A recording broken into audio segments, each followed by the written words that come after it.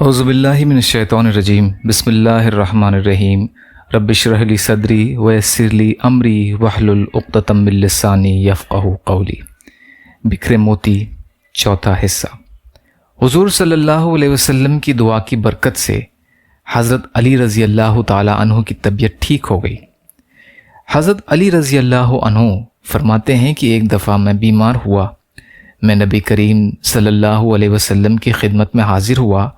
آپ صلی اللہ علیہ وسلم نے مجھے اپنی جگہ بٹھایا اور خود کھڑے ہو کر نماز شروع کر دی اور اپنے کپڑے کا ایک کنارہ مجھ پر ڈال دیا۔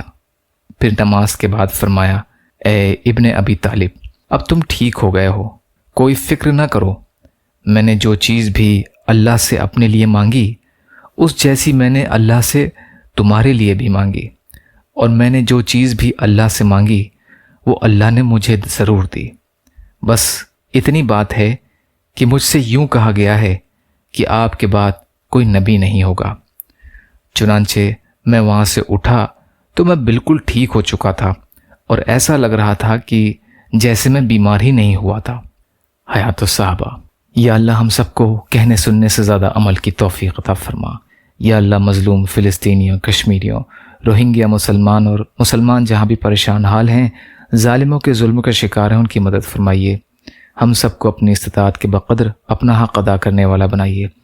یا اللہ جو مانگا وہ بھی عطا کر دیجئے، جو مانگنے سے رہ گئے وہ بھی عطا فرمائیے۔